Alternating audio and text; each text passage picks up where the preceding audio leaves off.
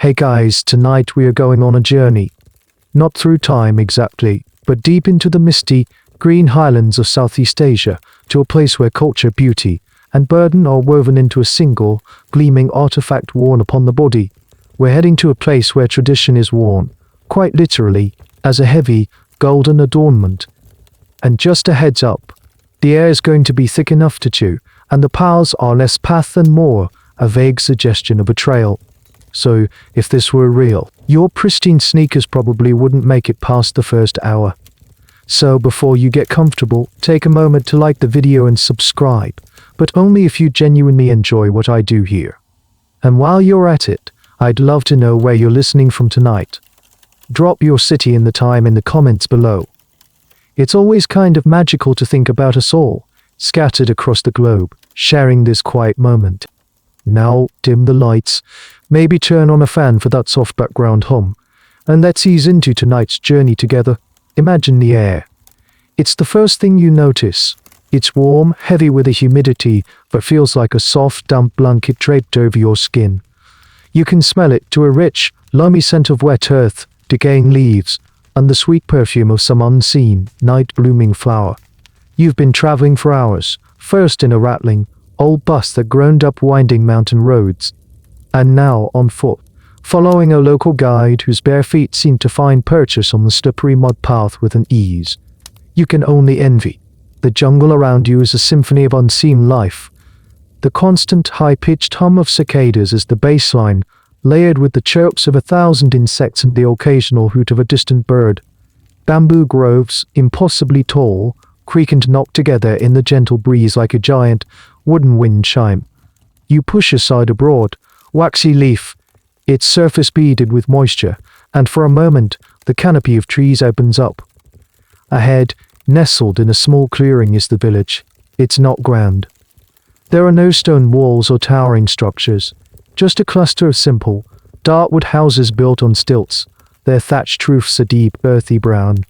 Smoke curls lazily from a cooking fire, carrying the faint, savory scent of grilling fish. It feels peaceful, almost timeless. You pause at the edge of the clearing, feeling like an intruder on this quiet, domestic scene. And then you see it.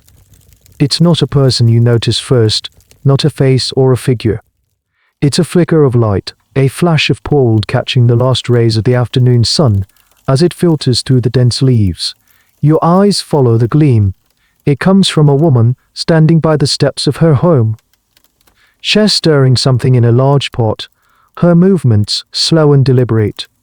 She turns her head slightly, perhaps sensing your presence, and the golden light moves with her. That's when you understand. The light comes from a column of polished brass coils spiraling around her neck.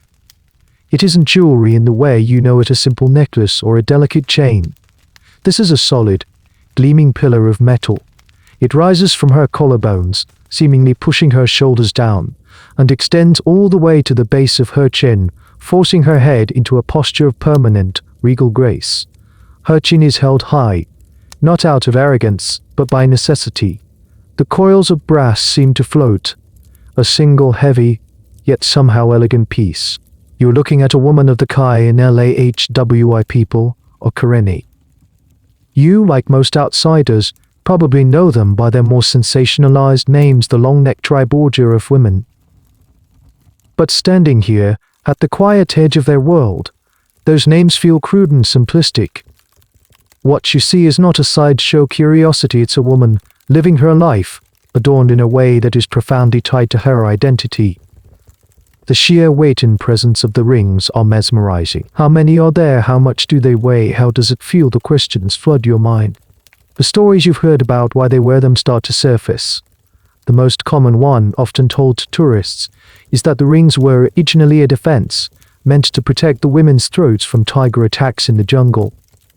A more somber theory suggests it was a deliberate practice to make the women less attractive to men from rival tribes, thereby preventing them from being captured. The truth, well, historians and anthropologists are still debating the exact origins. It's a history where myth and reality have become so intertwined that even the Kayan themselves may not hold a single definitive answer. For now, all you know is what you see, a silent, powerful statement of cultural identity, gleaming in the fading light. The woman offers you a small, almost imperceptible nod, a quiet acknowledgement, before turning back to her work. And you just stand there, at the beginning of understanding. Your guide, a man whose face is a roadmap of deep, kind lines, gives your arm a gentle nudge, beckoning you forward. You step out from the cover of the jungle and into the clearing. The ground beneath your feet changes from soft, yielding mud to hard-packed earth, swept clean. Up close, the houses are a marvel of simple, functional design. Raised high on thick wooden stilts, they create a shaded, open-air space underneath a sort of communal ground floor, protected from the sun and the seasonal rains. Life unfolds. You see a woman sitting on a low stool, her back straight, her posture immaculate. In front of her is a large handmade loom. Her hands, nimble and sure, fly across the threads, weaving a pattern of brilliant red and deep indigo. As she works, she needs to look to her side to pick up a new spool of thread. But she doesn't just turn her head. The column of brass around her neck prevents that. Instead, she pivots her entire upper body from the waist, a smooth, practiced motion, a subtle adjustment to a simple task. But it speaks volumes about a lifetime of adaptation. The rings are not an accessory, they are a part of her, influencing every movement. A group of small children, their laughter like little bells, chase a clucking chicken through the stilts of a nearby house. They are barefoot and clad in simple, colorful clothes, their necks bare. For them, for now, the rings are just something their mothers and grandmothers wear. It's a normal part of their world, as unremarkable as the thatched roofs above their heads. Your guide leads you towards the center of the small settlement. An older man, perhaps the village elder, sits on his haunches, sharpening a long blade against a whetstone. He looks up as you approach, his eyes squinting in the afternoon light. He gives a slow nod, not of welcome perhaps, but of acknowledgement. You are not a threat. You are just here. This is the reality of the Kayan life you're witnessing, a quiet existence far removed from the turbulent history that brought many of them here. This is a mainstream historical fact that often gets lost in the visual spectacle. Many of the Kayan villages accessible to outsiders are not in their ancestral homeland of Myanmar, formerly Burma, but across the border in Thailand. They are, in fact, political refugees who fled conflict and persecution in their home state starting in the late 1980s. This village, this pocket of tranquility, exists in a kind of limbo, caught between a homeland they cannot return to and a host country that has not fully integrated them. As you stand there taking it all in, you become aware of a new sound. It's subtle, almost lost beneath the hum of the insects. It's a soft, metallic whisper. When a woman walks past you, carrying a basket of herbs, you hear it more clearly, a gentle, rhythmic shuffling sound, like fine sand moving inside a metal tube. It's the sound of the brass rings rubbing faintly against each other with her every step. This is a little detail you'd never get from a photograph. The rings have a soundtrack. It's a constant, personal auditory companion to the women who wear them, a soft announcement of their presence. The women themselves, you notice, have a serene, almost placid demeanor. Their movements are measured, economical. They have to be. A sudden, jerky movement of the head is not an option. They communicate with soft voices and expressive eyes. The very thing that makes them famous to the outside world has shaped their physical language, cultivating a culture of grace and deliberation. Your guide might mention that the term you've heard, padong, is actually a Shan word for them and is sometimes considered pejorative by the Kayan themselves. The politics of what a group is called by outsiders versus what they call themselves is a debate that echoes in anthropology and cultural studies across the world. They identify as Kayan, and within that, there are different subgroups, each with their own distinct customs. An elderly woman, her face a beautiful canvas of wrinkles, gestures for you to sit on a low bamboo platform. Her own neck bears one of the most impressive columns of brass you've seen, the metal worn smooth and burnished to a soft, warm glow by decades of contact with her skin. She offers you a cup of weak, unsweetened tea in a small, handleless cup. As you accept it, your fingers brushing against hers, the feeling of being an intruder begins to fade, replaced by the quiet, humbling feeling of being a guest.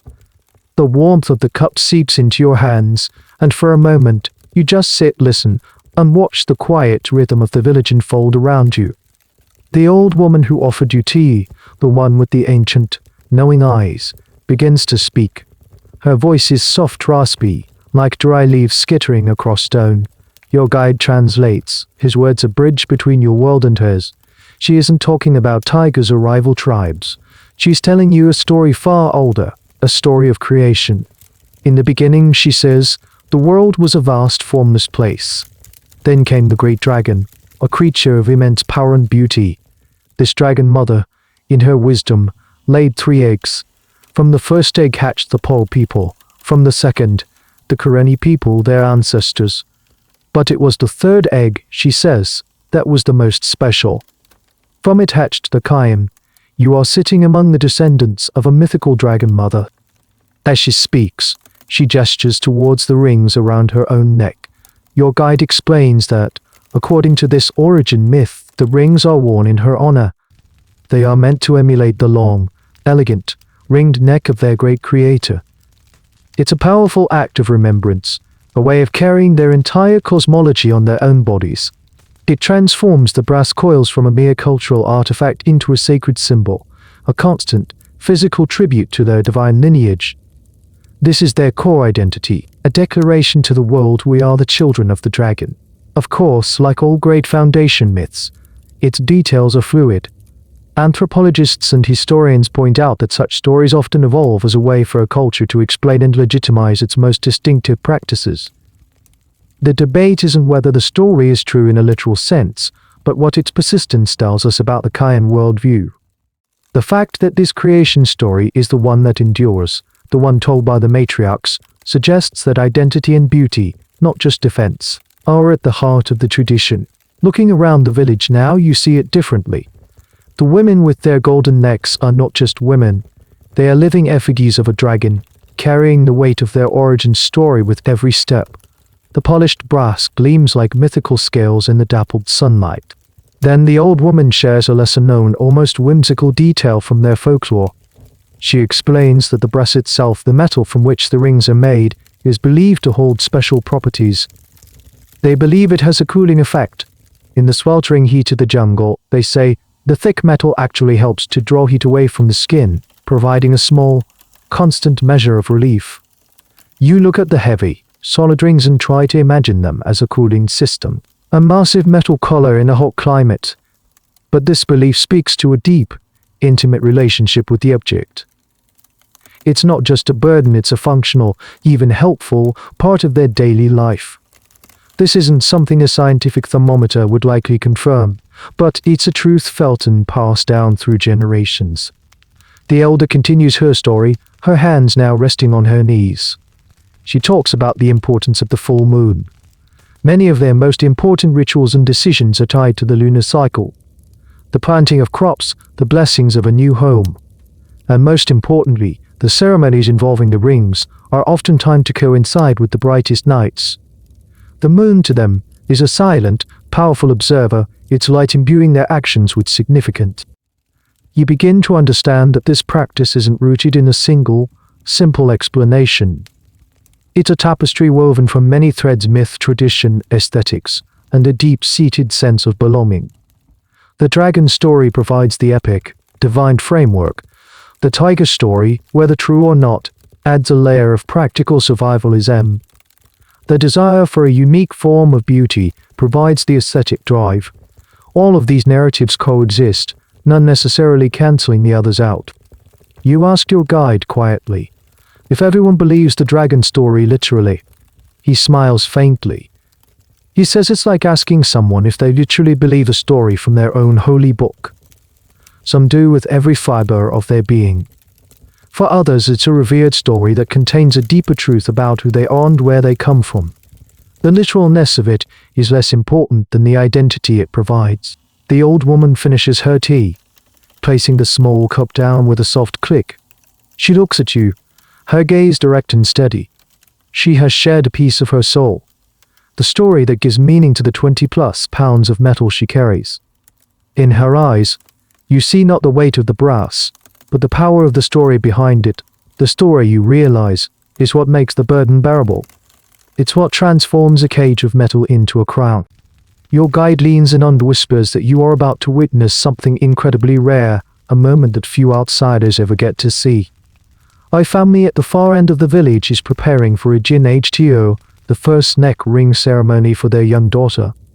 You feel a strange mix of privilege and apprehension. This is not a performance for tourists, it is a profound rite of passage, and you are being allowed to observe from a respectful distance. You follow your guide, moving quietly towards the chosen house. The air here feels different, charged with a quiet, familiar anticipation. The girl, you see her now, is tiny. She can't be more than 5 or 6 years old. She sits on a small woven mat on the floor of her family's stilted home, cradled in her mother's lap.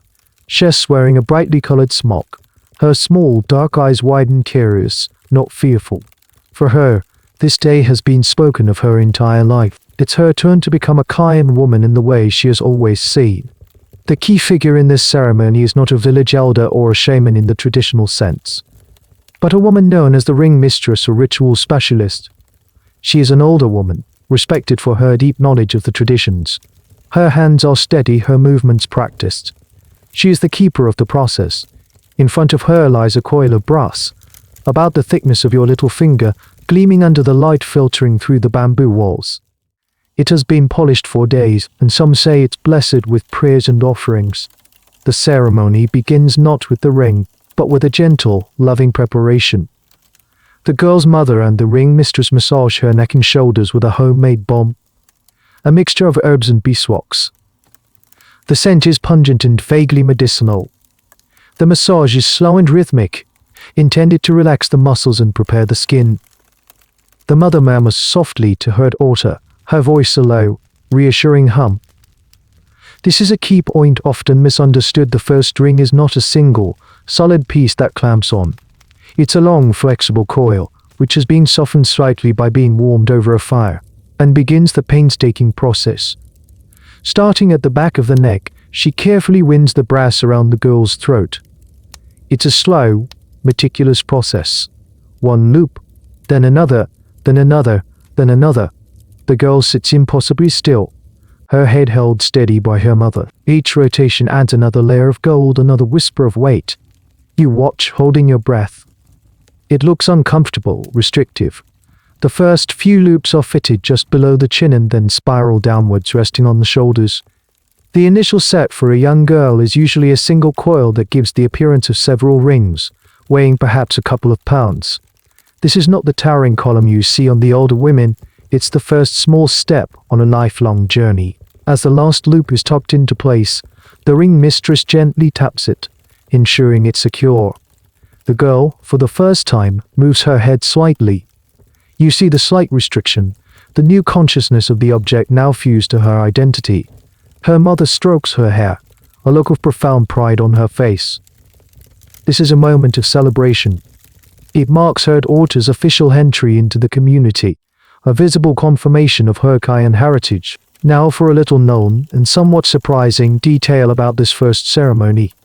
Historians have noted that in some Kayan communities, the day is chosen by a form of divination. This isn't a grand, mystical event, but a very rustic and practical one. They might read the lines in a fire-cracked chicken bone. A village elder or shaman would examine the bone to determine the most auspicious date for the girl's ceremony.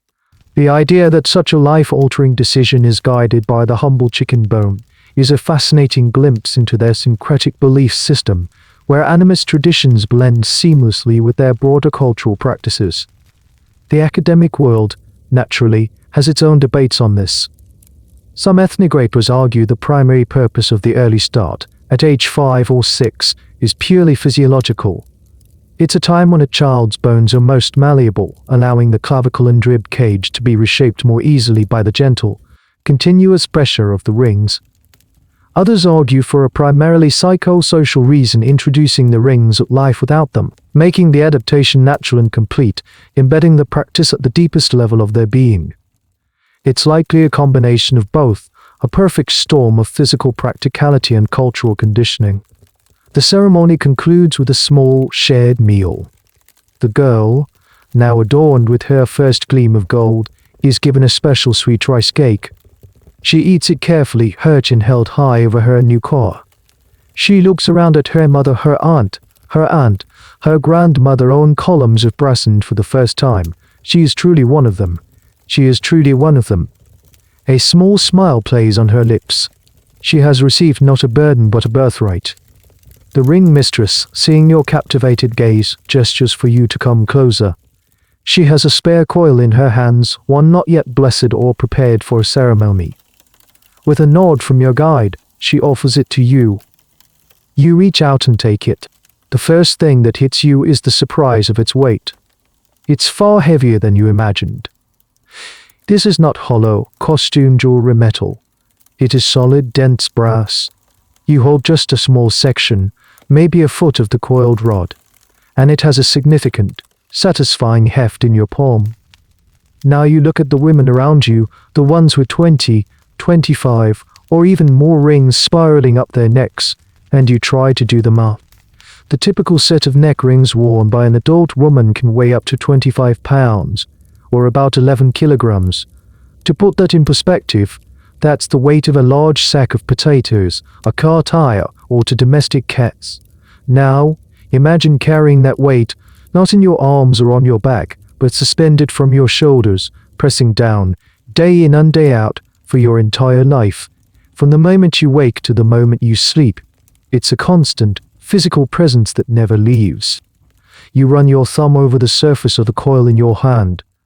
It's smooth but not perfectly so. You can feel the subtle imperfections, the tiny lines left from when it was drawn and shaped. This is hand-worked metal carrying the touch of its creator. You try to bend it. It takes a surprising amount of effort to make it yield even slightly. The idea of this rigid material being wound around a human neck becomes even more astounding. This is a good moment to touch on a major historical knowledge point: the metal itself. The coils are usually made of brass, an alloy of copper and zinc. In the past, gold or copper might have been used by more affluent families, but brass became the standard. The raw material was often acquired through trade with neighboring Shannon Chinese traders. Kayan artisans would then take these rods and meticulously fashion them into the long, continuous coils needed for the rings. The process of creating a single, seamless coil long enough for an adult set was a guarded skill, a form of artistry in itself. As you're holding the brass, you notice something else. It feels cool to the touch, just as the old woman had said. But as it's in your warm palm, it quickly starts to absorb your body heat. The idea of it being a cooling system suddenly feels less like a physical reality and more like a testament to the power of belief and the body's incredible ability to adapt and normalize even the most extreme conditions. Here's a quirky, less discussed aspect of the rings: their maintenance. They are not just put on and forgotten. The women have to clean them. This is a laborious process. They use straw or the rough husks of reeds, often mixed with a bit of water and abrasive sand, to polish the brass. They have to work the cleaning material in between each coil, scrubbing away the tarnish and the mixture of sweat and dust that can accumulate. It's a private, painstaking ritual, often done in the cool of the morning or evening. A woman's pride is reflected in the gleam of her coils. A bright, shining set of rings is a sign of good hygiene and self-respect. Some women even use the sour juice of a local citrus fruit, like lime, as a natural polishing agent, its mild acid cutting through the grime. The question of why so much weight has been a subject of intense debate among scholars.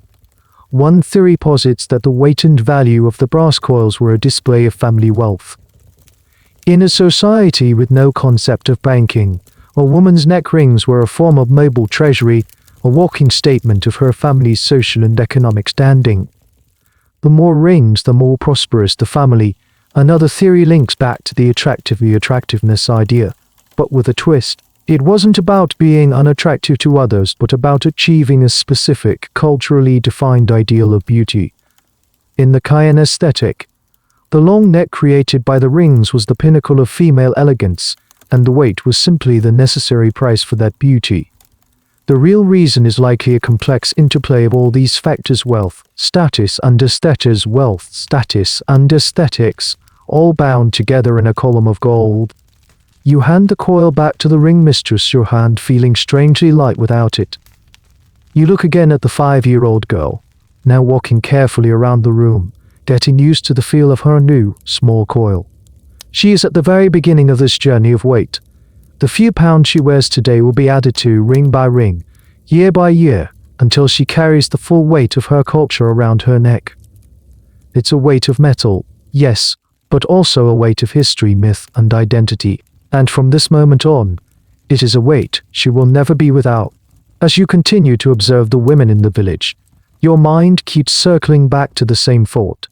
The one that every outsider has: how does it make their neck so long? You watch the first little girl, her new rings glinting, and then you look at the elder matriarch, whose neck appears impossibly stretched, and you try to connect the two.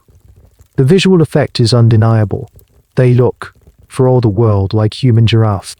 But this, right here, is the single biggest misconception about the Kayan neck rings, and it's time to dismantle it. Your guide, perhaps sensing your curiosity, explains the biomechanical reality. The neck itself is not actually stretching.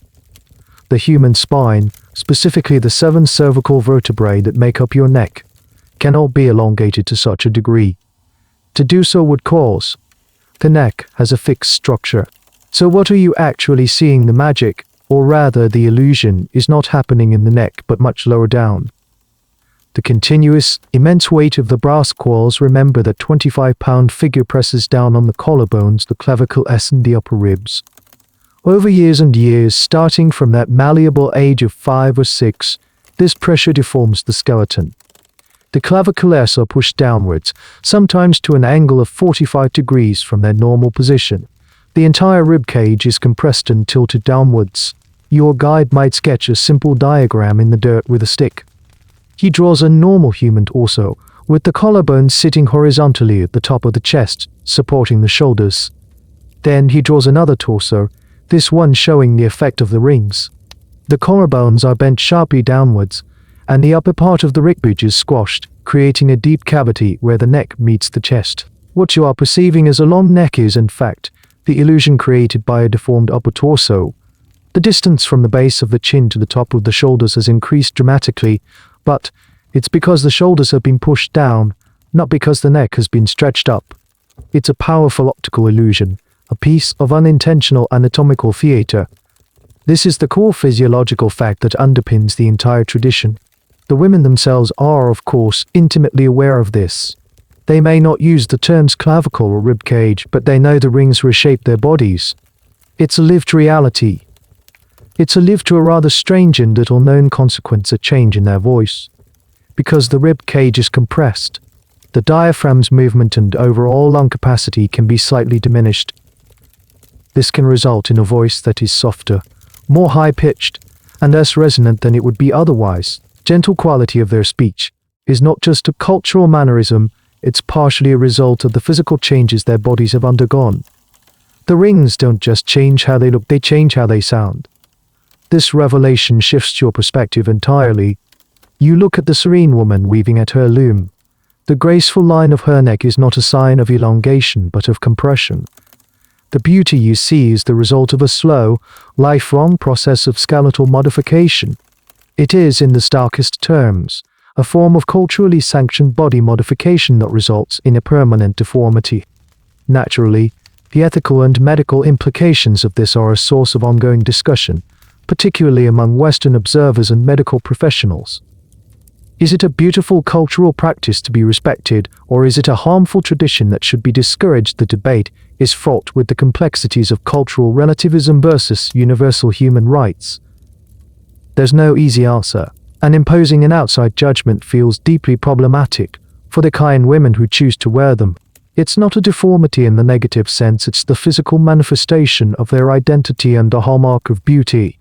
Who has the right to tell them their definition of beauty is wrong? It's a question scholars and ethicists continue to grapple with. You find yourself looking at the rings with a new, more clinical eye. You see them now not just as an adornment, but as a biomechanical device, a press. They wait, a tool that slowly, deliberately sculpts the human form into a desired shape. The illusion is so complete that for centuries, outsiders accepted it at face value. It took modern medical imaging, like X-rays, to definitively prove what was happening beneath the skin and breasts. The sun is beginning to set now, casting long shadows across the village. The brass rings seem to catch fire in the golden light, glowing with an intense, almost magical warmth. The illusion is at its most powerful in this light. The women appear even more regal, their heads floating atop impossible columns of light. But now you know the secret. You know that what you're seeing is a beautiful, painful, and profound trick of the eye. And profound trick of the eye. A trick played by culture on bone. The understanding that the rings don't stretch the neck but instead deform the torso leads to a much more sensation. You start to think about the musculature. If the neck isn't being stretched, what is happening to the muscles that are supposed to support the head? Your guide confirms your dawning concern. After years, and especially decades, of being encased in this rigid brass scaffolding, the neck muscles, the stern oculi do mastoid, the trapezius, all the complex tissues that allow you to nod, turn, and hold your head up begin to atrophy. They waste away from disuse. Why would they need to be strong when a solid column of metal is doing all the work? This is the hidden wrap of the neck rings. They begin as a cultural symbol, a mark of beauty and identity, but over time, they become a medical necessity. The column of brass is no longer just an adornment, it is a permanent, external skeleton. It is a cage that provides the very support the body has forgotten how to provide for itself. You look at the elderly matriarch who shared her tea and her story with you. Her posture is perfect, her head held high. But you now understand that this regal pose is not entirely a choice. The rings are holding her head up. The muscles in her neck, after a lifetime of wearing nearly 30 pounds of breasts, are likely weak, withered, and incapable of supporting the weight of her own head on their own. This leads to the most chilling question of all: what would happen if the rings were removed? The answer is not simple, and it's surrounded by a great deal of myth, some of it quite gruesome. The most extreme legends, often sensationalized for tourists, claim that removal would cause the neck to snap and the woman to die instantly. This is an exaggeration. The neck vertebrae themselves are still intact. However, the reality is still dangerous. If an older woman who has worn the rings for her entire life were to have them removed, her atrophied neck muscles would likely be unable to support her head. She would be at severe risk of suffocation as her head flopped forward or backward, obstructing her airway. The experience would be one of painful helplessness. She would have to lie down for the rest of her life or undergo a long, arduous process of physical therapy to try and regain some of the lost muscle strength, a process with no guarantee of success. This is why, for most women who wear them, the rings are a lifelong commitment. The body becomes physically dependent on them. The beautiful cage becomes a necessary prison. Here's a small, intimate detail that highlights this dependency: sleeping. How do they sleep? You might imagine they need some special device, some elaborate pillow. The reality is simpler and more telling. They often sleep with a custom-carved wooden headrest, a small, hard block that props up the base of the skull or the rings themselves. This prevents their head from slumping into a dangerous position during the night and also protects the delicate skin under the chin from chafing against the top ring. They cannot simply roll over and bury their face in a soft pillow. Even in their most vulnerable state, in the quiet of the night, the rings dictate their posture. The debate among medical historians and cultural anthropologists here is a delicate one. Some argue that the term atrophy is too clinical and negative, failing to capture the lived experience of the women who do not perceive their condition as a disability. They see it as a natural state, the result of fulfilling their cultural destiny.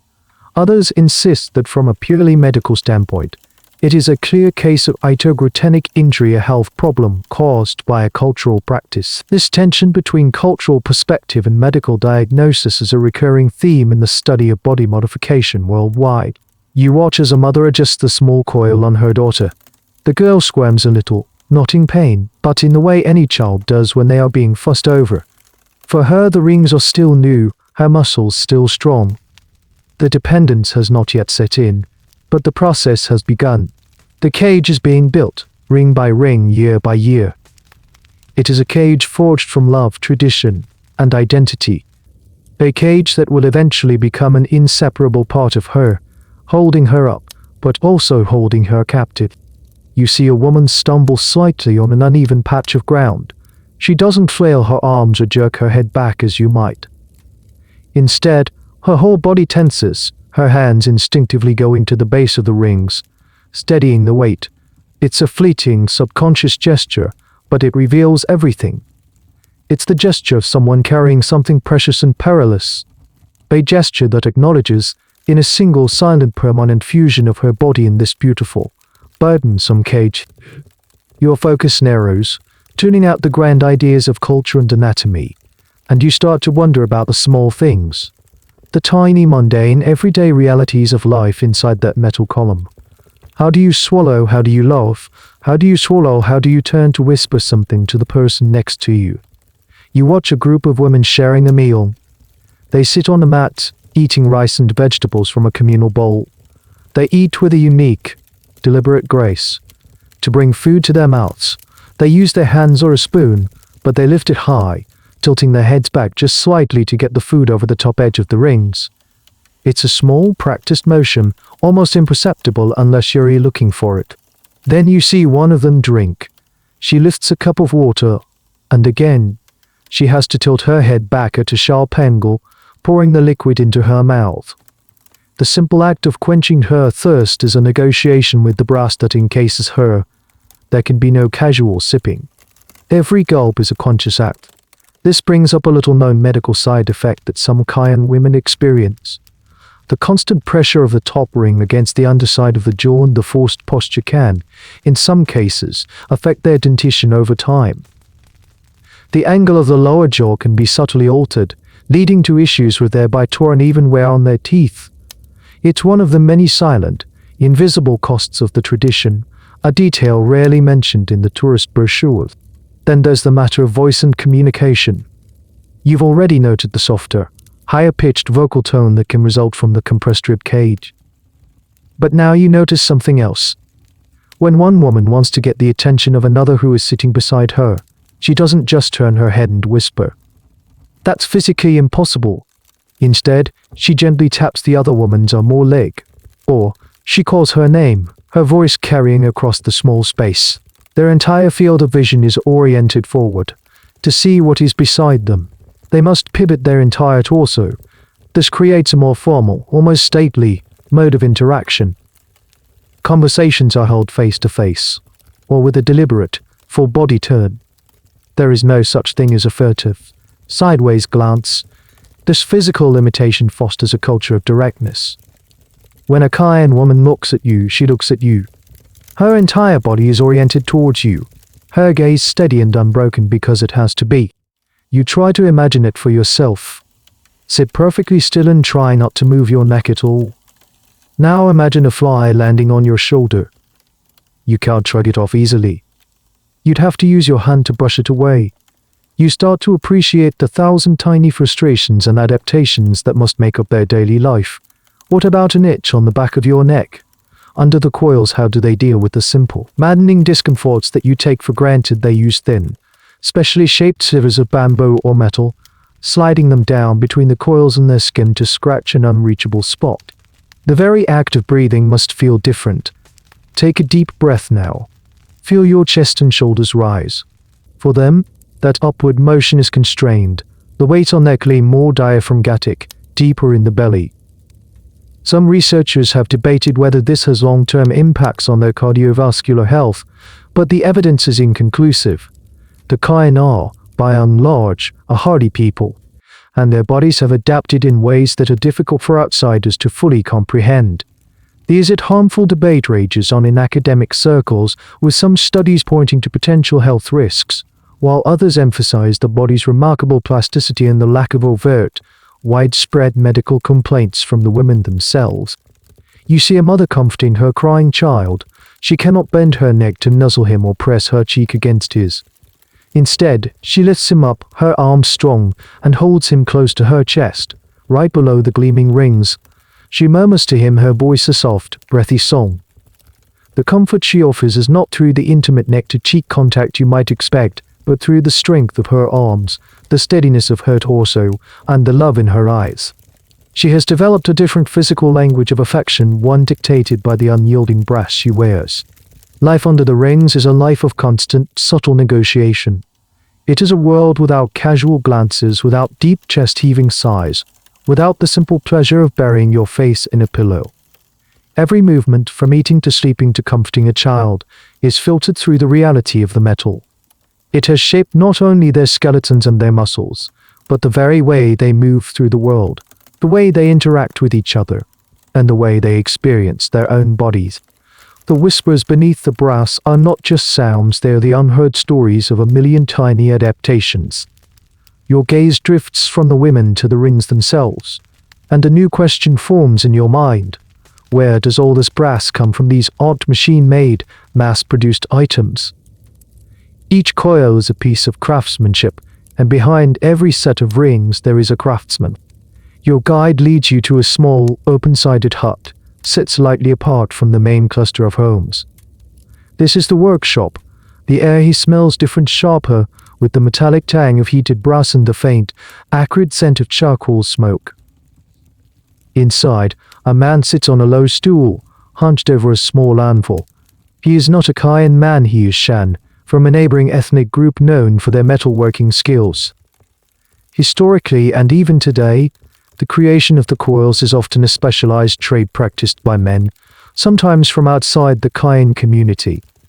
The Kayan men are primarily farmers and builders, while the delicate, strenuous work of metallurgy was often the domain of others with whom they traded. This creates a fascinating economic and social codependent. The Kayan women need the artisans to create their most important cultural symbol, and the artisans have a dedicated, if small, market for their unique skill. The man in the workshop is weary and strong, his forearms corded with muscle from years of hammering. In front of him is a small, glowing forge, its heat shimmering in the humid air. He is not working on a new coil today. Instead, he is performing a repair. A woman has brought him her set of rings, which she has carefully removed for this purpose. This sight alone is a revelation. While permanent removal is dangerous, a temporary, careful removal for cleaning, repair, or adjustment by a skilled hand is possible, though not common. It must be done with the woman lying down, her head and neck fully supported. The artisan is working on the clasp, a small, cleverly hidden hook and die system that holds the two ends of the long coil together. He works with small, precise tools, a hammer, a pair of tongs, a file. His movements are economical and confident. He has done this 1,000 times.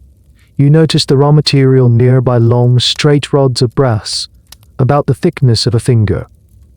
This is how it arrives in the village, traded for in a nearby market town. The artisan's first and most difficult job is to transform this rigid rod into a single, continuous, flexible coil. This process, your guide explains, is a closely guarded secret. It involves heating the brass to make it malleable, then hammering, unbending it around a cylindrical form, slowly, painstakingly, creating the spiral. It's a process that can take many days of repeated heating, unhammering to create a coil long enough for a full adult set. This leads to a little-known fact about the rings' construction: they are not all one solid piece.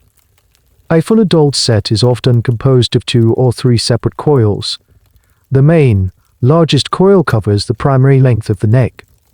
Then, a smaller, separate coil might be placed at the top, just under the chin, and another at the base, resting on the shoulders to create a more flared, aesthetically pleasing shape.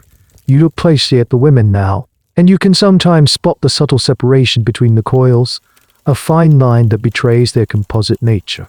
The debate among historians here often revolves around the evolution of the craft. Did the Kayan once make the rings themselves and later outsource the skill, or was it always a specialized trade with their neighbors? Some oral histories suggest that in the distant past, the coils were simpler, often made of copper, which is a softer, more easily worked metal. The shift to the harder, more brilliant brass may have coincided with the need for more specialized tools and skills, leading to the rise of professional artisans like the man you see before you. The exact timeline of this technological and social shift is still a subject of study. The artisan finishes his repair. He has strengthened the clasp, filing its smooth so it won't snag on cloth or skin. He runs his calloused thumb over his work, his expression one of intense concentration. He is not just fixing a piece of metal, he is restoring a woman's identity, her beauty, her very posture. His work is integral to the continuation of the entire tradition. He hands the coil back to the woman who was waiting patiently nearby. She takes it with a nod of thanks. It feels like a sacred transaction. Later, with the help of her sisters or mother, she will go through the careful, private process of putting the rings back on. You realize that the hands of this man are the unseen force behind the iconic image of the Kayan woman. He is the quiet architect of their beauty. He is the keeper of the fire and the hammer, the one who transforms inert metal rods into gleaming symbols of cultural pride. Without his hands, and the hands of artisans like him for generations, the Dragon Mother's children could not wear their heritage. The workshop, with its heat and its metallic smell, is the very heart of the tradition, a place where fire, metal, and skill converge to create the golden pillar that defines a people.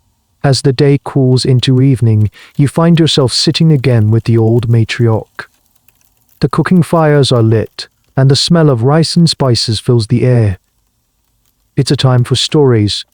You ask her, through your guide, about the other tales, the ones besides the grand creation myth of the Dragon Mother. You ask about the tigers. Her eyes, which had been soft when telling the origin story, harden slightly. Yes, she says, the tiger story. The young people like that one.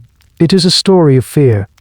She tells you that long ago, when their ancestors lived deep in the Kaya state of Burma, the jungles were a different place. They were wilder, more dangerous. Man-eating tigers were a real and constant threat. They were a force of nature that had to be respected and feared. The story as she tells it is simple and brutal. Tigers, when they attack a human, often go for the throat. A single bite to the neck is fatal, so the elders of the time decided to protect their women. They adorned them with rigid collars of bronze or brass. The rings in this telling were not an adornment but a form of armor.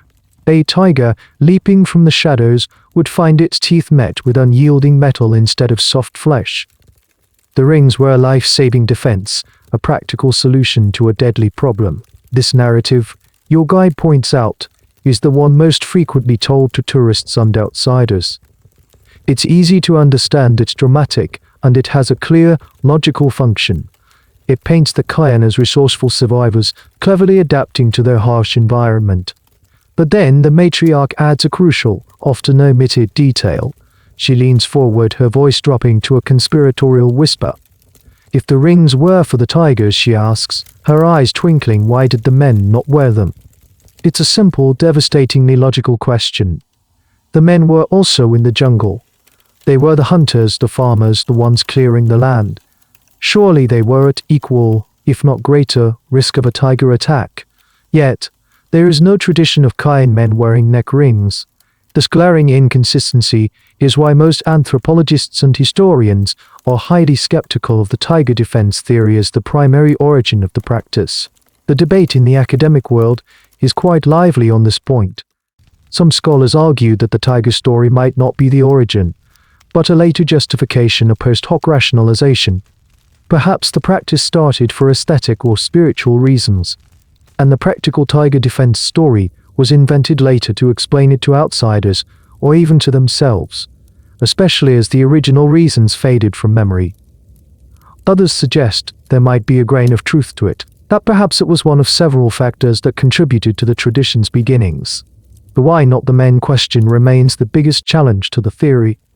This leads you to a more obscure and fascinating piece of folklore related to protection. The matriarch mentions that some very old stories connect the rings to protection not from physical beasts, but from spiritual ones. In their animist belief system, the world is filled with spirits, both benevolent and malevolent. Certain spirits, they believed, could enter a person's body through the vulnerable points, the mouth, the nose, the neck, and cause sickness or madness. The sealed column of brass was seen as a spiritual barrier, a protective amulet that closed off a key point of spiritual entry, keeping the woman's soul safe and pure within her body. This spiritual armor theory is far less known than the tiger story, but offers a glimpse into a deeper, more mystical worldview. The matriarch seems to enjoy the intellectual puzzle chess presented. She sees the wheels turning in your head. She doesn't offer a definitive answer. Perhaps she implies all the stories have their own truth. The dragon story is the truth of their identity. The tiger story is the truth of their past struggles. The spirit story is the truth of their faith. You realize that the Kayan people are masters of the narrative. They hold multiple, sometimes contradictory, origin stories in a comfortable balance.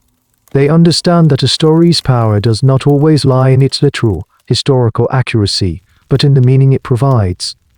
The tiger story, whether true or not, speaks of their ancestors' courage and ingenuity.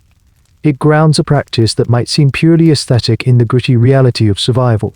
As the jungle outside the village plunges into a deep, inky blackness, punctuated by the glittering dance of fireflies, you are left to ponder these layered tales. The neck rings are not just a single statement, they are a multi-layered text. A text that tells of divine dragons, of phantom tigers, of unseen spirits, and of a definition of beauty so powerful it can reshape the human skeleton. The truth of their origin is likely lost to time, a puzzle that historians will continue to debate. But here, in the firelight, the stories are what matter. The stories are alive. The next morning, you notice a woman you hadn't paid much attention to before. She looks to be in her late 20s. She is sitting on the steps of her home, her young son playing at her feet. What catches your eye is that she is in the process of adding a new ring to her collection. This shatters another one of your assumptions. You had imagined that a woman's set of rings was a static thing once the full set was on. It stayed that way, but the reality is a slow, incremental process that can span decades.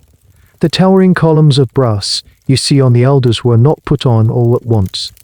They were built, 1 or 2 rings at a time over a lifetime. The process you're witnessing is a quiet, personal ritual, not a public ceremony like the first ringing. The woman has a single, new brass ring, polished to a high shine. Her current set of coils has been loosened slightly, perhaps by her husband or a female relative, creating just enough space to work. With a focused, patient effort, she is threading the new ring onto the top of her existing stack. It's like adding another bead to a very heavy, very permanent necklace. This gradual addition is a key part of the tradition. A girl might start with a small coil weighing a couple of pounds at age 5. A few years later, as she grows, this initial coil might be replaced with a slightly larger one. Then, around puberty, she will begin the process of adding individual rings. This might happen every year or every few years, often to mark a significant life event, a birthday, a marriage, the birth of a child. Each new ring is a golden chapter in her life story, a physical marker of her journey into womanhood and maturity. This explains the variation you see among the women. The number of rings a woman wears can tell you something about her age and her life story. The elders, with their 25 or more rings, are wearing a lifetime of accumulated milestones. Their necks are a gleaming, metallic chronicle of their personal history.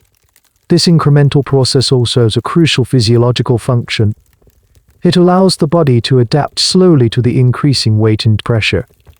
Adding a single half-pound ring every year is a manageable stress on the skeleton. The body has time to adjust, for the bones to remodel and the posture to shift. A sudden addition of 10 pounds would be traumatic and damaging. The tradition, whether by design or by accumulated wisdom, has evolved a methodability to adapt. This leads to a little-known and rather surprising custom.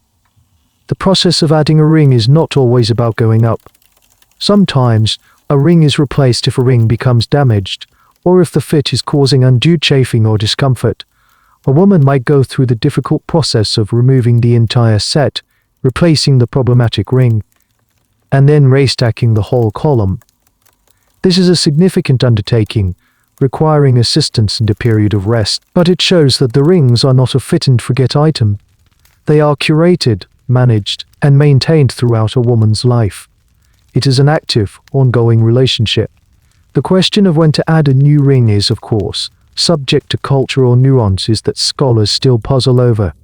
Is it a purely personal choice? Is it a family decision? Does the village ring mistress have a say? The answer seems to be all of the above. While personal milestones are a common reason, Some accounts suggest that a family's economic fortune can play a role.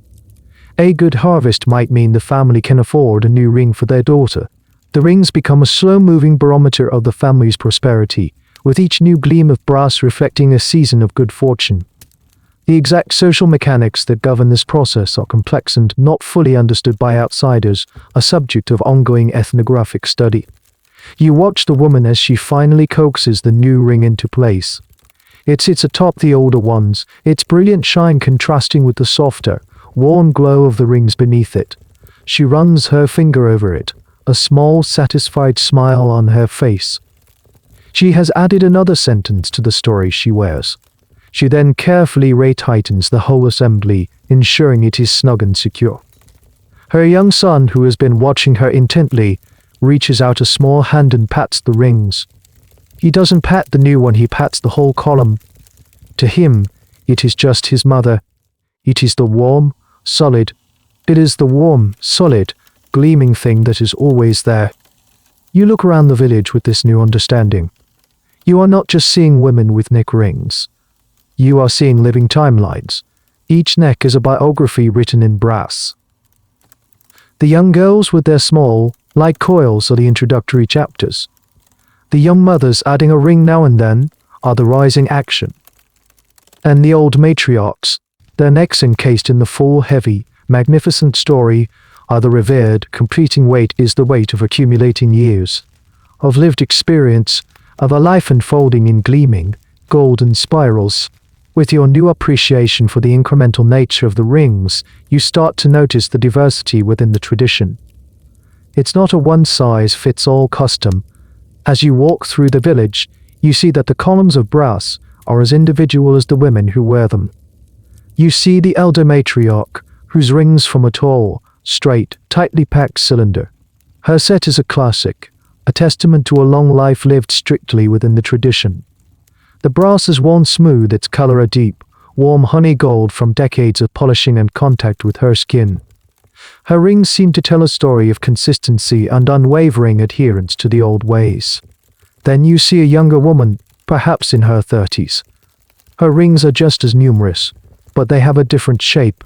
Instead of a straight cylinder, they flare out at the bottom, resting more broadly on her shoulders, and taper slightly towards her chin, creating a more conical V shape. This is an aesthetic choice, a stylistic variation. It achieves the same illusion of a long neck, but with a different silhouette. This is a key point. There are fashions and stylistic trends within the neck ring tradition. It is not a static, unchanging practice. Different Kayan subgroups, for example, have historically preferred different styles. The Kayan Lahwi, the group you are with, are known for the classic, dense column. Other groups might have traditionally favored a more splayed out look or use different metals alongside the brass. You also notice differences in the finish of the rings. Most are the polished, gleaming brass you've come to expect. But on one woman you notice her rings are older, with a darker, more greenish patina in the crevices between the coils. This might be a personal preference for a more antique look, or it could simply be that she is older and less able to perform the strenuous polishing required to keep them bright. The state of a woman's rings can tell a subtle story about her current life circumstances. This brings up a fascinating and quirky detail. The sound of the rings can also vary. The tightly packed rings of the elder make a soft, high-pitched shift sound when she moves. It's a discreet, metallic whisper. The more loosely stacked, conical set on the younger woman produces a lower, more resonant clink sound. You can almost tell who is approaching just by the specific jingle of their brass. Each woman has her own unique auditory signature, a personal soundtrack to her movements. This variety in style and form has led to some debate among historians and anthropologists. Is the conical shape a more recent innovation, a modern take on the classic cylinder, or is it an older style that is simply less common? Now, some have theorized that the style of the rings could have once been used to signify which specific clan or village a woman belonged to, a visual marker of her lineage beyond just being Kayan. In this view, the rings were like a family crest or a tartan, communicating specific social information to those who knew how to read the visual cues. However, with the displacement and upheaval that Kayan people have faced, many of these finer distinctions may have blurred or been lost over time. You start to think of the collective effect. When the women stand together, it's like looking at a grove of trees. Each one is a variation on a theme. Some are tall and straight, others have a gentle flair. Some are brightly polished, others have the dignity of age. The golden river of brass, flowing through the village, is a testament to both collective identity and individual expression. They are all Kayan women, bound by this singular, powerful tradition, but they are also individuals, each wearing her story in a slightly different way. You see a teenage girl proudly showing off her newly added ring to her friends. Her set is still relatively small, maybe 10 or 12 rings high, but it's brightly polished and worn with a youthful pride. Her friends, some with rings and some without, admire it. This is her way of participating in high-fashion Kayan style. Her choice of when to add a ring, and how she maintains it, is a statement about the kind of woman she is becoming. The idea that this rigid, seemingly monolithic tradition has room for personal flair and changing fashions is a profound one. It breathes life into it, transforming it from a static cultural artifact into a living, evolving art form. The river of gold is not stagnant, it flows and changes with each generation, with each woman who adds her own unique, gleaming ripple to its surface. The sun has set completely now, and the jungle has come alive with the sounds of the night. You're sharing a simple meal with your guide, the glow of a kerosene lamp casting flickering shadows around you. The conversation inevitably returns to the rings and the question that has been lurking in the back of your mind, the one that feels both morbid and essential. What if they take them off? You voice the question quietly, almost afraid to ask. Your guide sets down his cup and looks at you, his expression serious. He has heard this question 1,000 times. He starts by dispelling the most lurid myth, the idea that the neck would instantly snap. As you've learned, that's not anatomically correct. The danger isn't a broken neck, but a collapsed airway from muscular atrophy. He then tells you a story, not a legend, but a more recent account, a story of a woman in a nearby village who, for complex medical reasons unrelated to the rings, had to have them removed in a Thai hospital. The doctors, aware of the risks, were prepared. As soon as the final coil was unwound, a rigid cervical collar and neck brace was fitted in its place. The woman, he says, described the feeling as one of terrifying lightness and vulnerability. Her head felt like a loose, heavy ball that she had no control over.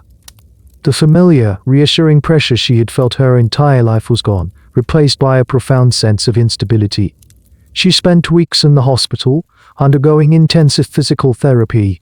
The exercises were simple but agonizing for her, trying to lift her head just a fraction of an inch off a pillow, trying to hold it steady for a few seconds. The muscles, dormant for decades, screamed in protest. Progress was measured in millimeters in seconds. This is the point of no return.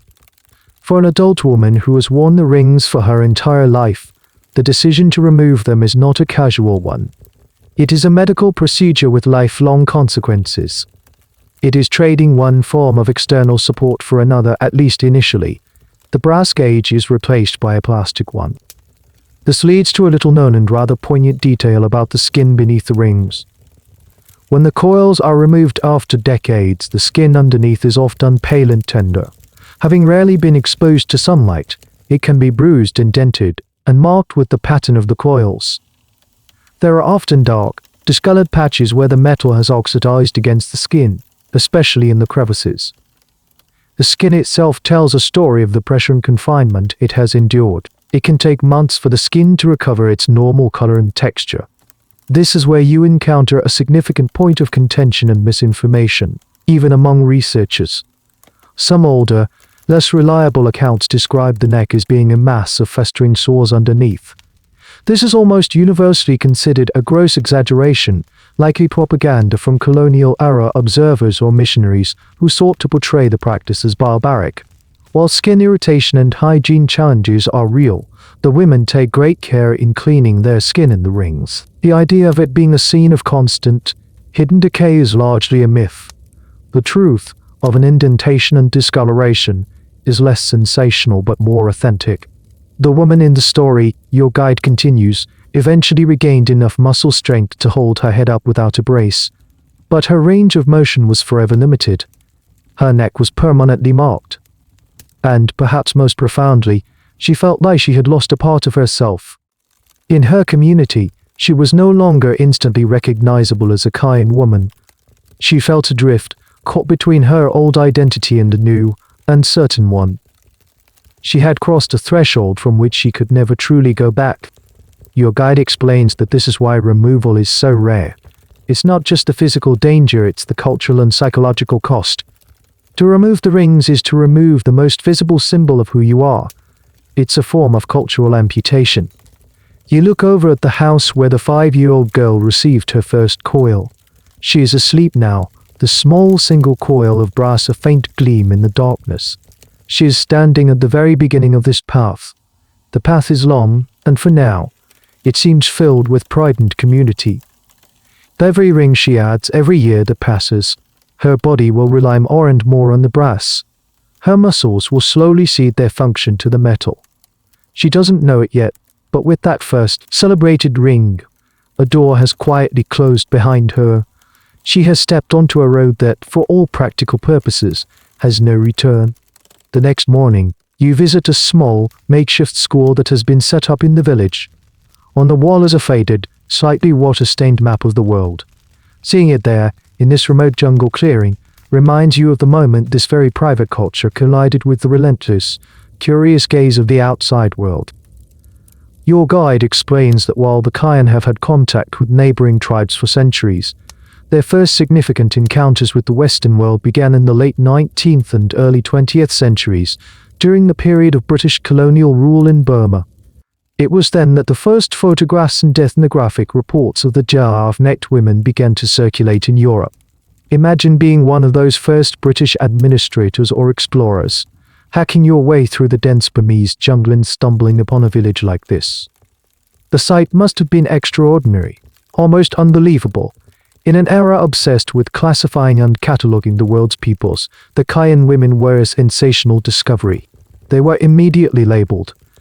The term giraffe women became their calling card in the popular imagination of the West. They were featured in colonial exhibitions, ethnographic museums, and, most famously in the sensationalist pages of publications like National Geographic, they became a symbol of the exotic Orient, a human curiosity to be marveled at. This colonial gaze was not a neutral one.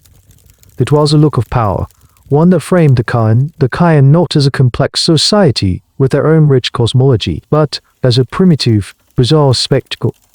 This historical context is crucial. The way most of the world first learned about the Kayan was through this distorted, colonial lens. The narrative was controlled by the observers, not the observed. Their stories of dragon mothers on spiritual protection were often ignored or dismissed as simple-minded folklore.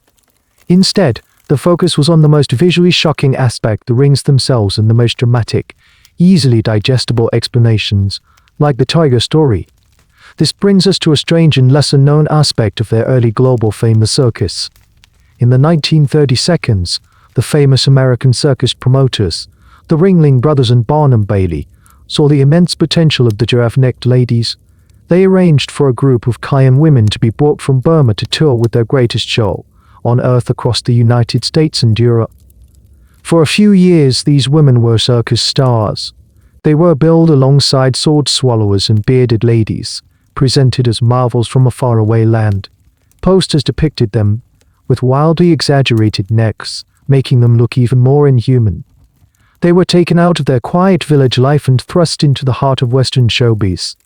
The debate among historians is whether these women were exploited victims or willing participants who saw an opportunity for economic gain and adventure. The answer is likely somewhere in between. They were paid for their appearances, but it's hard to imagine they had full agency or understood the context in which they were being presented. They were, in effect, living exhibits, their cultural identity repackaged as popular entertainment. This early exposure cemented their image in the global consciousness. It fixed them as a human oddity. The colonial gaze had classified them, and the circus gaze had commercialized them. This legacy is something they still grapple with today. You look around the small schoolroom. A young teacher, A Kayan woman who wears a modest set of rings is teaching the children their own language using a worn-out alphabet chart. She is also teaching them Thai and a little bit of English. This is an act of resistance. It is an attempt to reclaim their own narrative, to equip their children to navigate the world that has been staring at them for over a century. The teacher catches your eye and gives you a small, knowing smile. She is acutely aware of how the world sees her people. She knows the labels and the stereotypes. Her work here, in this humble school, is an effort to build a future where her students can define themselves on their own terms, not through the lens of a colonial-era photograph or a circus poster. The faded map on the wall suddenly seems deeply symbolic. It represents the vast world that discovered, labeled, and commercialized her people, but her presence in front of it, teaching her own culture's children, represents the quiet, resilient effort to talk back. The gaze for so long a one-way street is slowly, painstakingly, starting to be met. You are invited into the home of the young mother you saw earlier, the one who was adding a new ring to her collection. The inside of the house is simple, clean, and surprisingly cool. Light filters through the woven bamboo walls, creating a soft, dappled effect. She offers you a seat on a woven mat and hands you a piece of fresh sugarcane to chew on, its sweetness a welcome treat. Her name, your guide translates, is Maya. She has a quiet confidence about her. You ask her, as delicately as possible, the question that has been on your mind: what does she see when she looks in the mirror? How does she perceive the rings that are such a part of her life? Maya falls silent for a moment, not out of offense, but because she seems to be genuinely considering the question from an outsider's perspective. Then she speaks, her voice soft. Your guide translates her thoughts. I don't see the rings, she says. I see me. The rings are part of me, like my hands or my hair. When I was a little girl, I couldn't wait to get my first one. It was a sign that I was growing up. I saw my mother, my aunts, my grandmother. They were all so beautiful, so graceful. I wanted to be like them. For her, the rings are not a burden to be analyzed or a deformity to be pitied. They are the ultimate expression of Kayan femininity and beauty. She describes the ideal of beauty. She was raised with a long, elegant neck, a straight, regal posture, and the gleam of polished brass. This was the pinnacle of grace and status. To be without the rings, in her traditional view, would be to be plain or incomplete. She gets up and retrieves a small, cracked piece of mirror from a wooden chest. She holds it up, not to look at herself, but to show you her reflection. You see, she says, pointing. This is a Kayan woman. In her eyes, there is no self-pity, no sense of being trapped. There is only pride and a deep, unshakable sense of identity. The rings are not something that was forced upon her. They were a prize she aspired to, a birthright she was proud to claim. This intimate perspective is a powerful counter-narrative to the external, oft unclinical, analysis of the practice. Where an outsider sees skeletal deformation and atrophied muscles, she sees elegance. Where an outsider sees a cage, she sees a crown. Then she shares a quirky, intimate detail about her relationship with her rings. She says that sometimes, when she is sad or worried, she will polish her rings. The repetitive, physical motion of rubbing the brass is calming. The act of bringing back the shine, of caring for this part of herself, is a form of meditation. The rings, in this sense, are not just a passive object, they are an active part of her emotional life, a tool for self-soothing. This is a side of the tradition you would never guess from a photograph. The rings as a source of psychological comfort. Of course, the academic debate on this very topic, the internal versus external perception of a cultural practice, is vast. Anthropologists call this the emic insider versus the etic outsider perspective. The etic view, that of the scientist or observer, focuses on objective analysis, weight, measurements, physiological effects. The emic view, that of Maya, focuses on subjective experience, a meaning, and belief. The ongoing challenge for anyone studying a culture is to balance these two perspectives. To understand that what looks like a problem from the outside can be a solution or a source of pride from the inside. Maya's perspective is not necessarily universal. She acknowledges that some younger women today feel differently. But for her, and for many women of her generation and older, this is their truth. She tells you about her wedding day. Her family gifted her 2 new rings, thick and brightly polished. It was, she says, one of the proudest days of her life. The new rings signified her transition to a new family under new status as a wife. They were a symbol of the wealth and pride of both her family and her husband's. To her, a bare-necked bride would have been a symbol of poverty or a rejection of her heritage. As you listen to her, you realize how easy it is to project your own values onto others. Your world's definition of beauty, freedom, and comfort is not universal. Maya's world has her sanctuaries in these misty mountains. She is not a passive victim of a strange tradition. She is an active participant, a proud bearer of her culture, a woman who looks in the mirror and sees not a curiosity, but a queen. The reflection she sees is whole, beautiful, and complete. Your conversation with Maya leaves you with a profound sense of her perspective, but the modern, analytical part of your brain can't help but circle back to the physical consequences. You've learned about the skeletal deformation and the muscle atrophy. What are the other long-term health impacts from a purely medical standpoint? You broach the subject carefully with your guide, who has spoken with doctors and health workers who have interacted with the Kayan community over the years.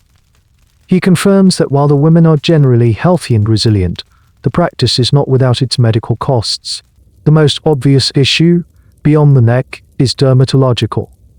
The skin under the heavy, tight coils is in a constant state of private of air and light. This can lead to chronic skin irritation, fungal infections in the humid climate, and pressure sores if the rings are not fitted or cleaned properly.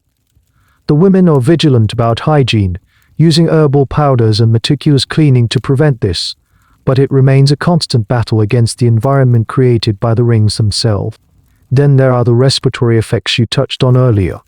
The compression of the rib cage can, in some cases, limit full lung expansion. While the body adapts, this could theoretically make the women more susceptible to respiratory illnesses like pneumonia or bronchitis, as they may have more difficulty clearing their lungs. This is not a definitive, proven link, but it's a concern often raised by physicians. It's a classic academic debate point: to what degree does this physiological change translate into clinically significant health problems? The data is sparse and often anecdotal.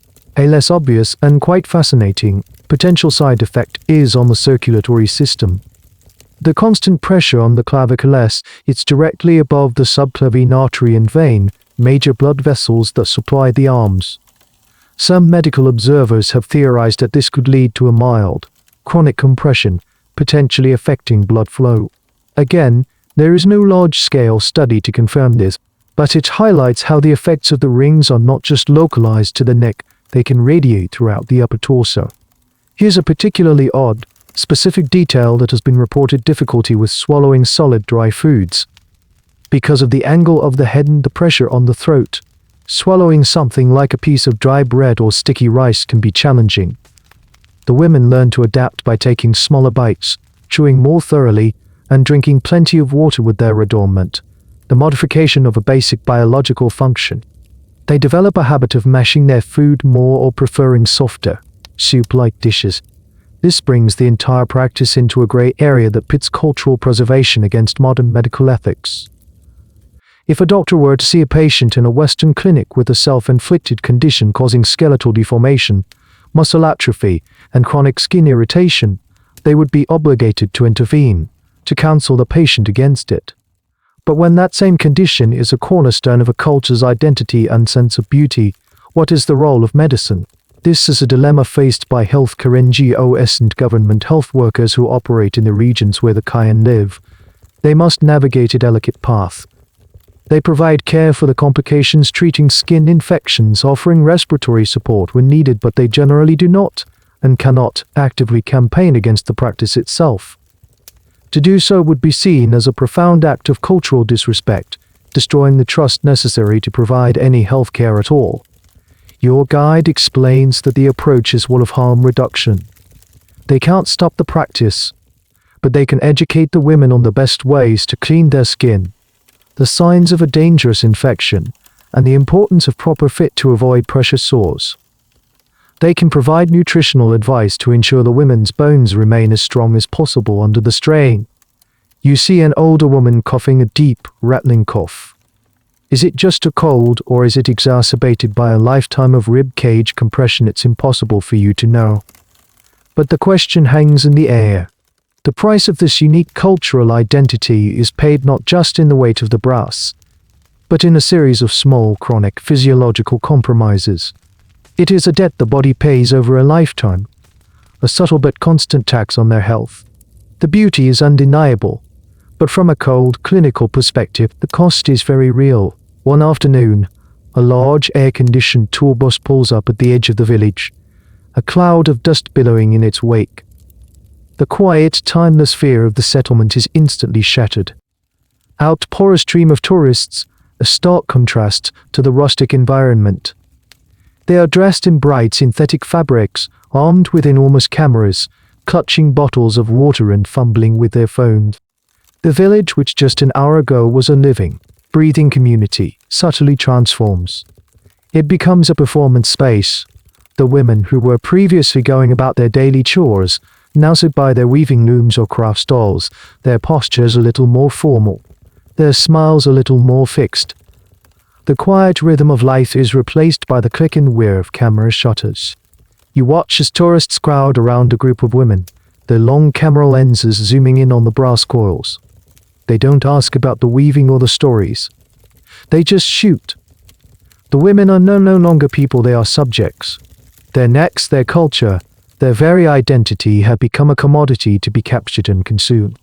This is the modern reality for many Kayan, particularly those living in the more accessible villages in Thailand. Their refugee status gives them limited rights to work or own land.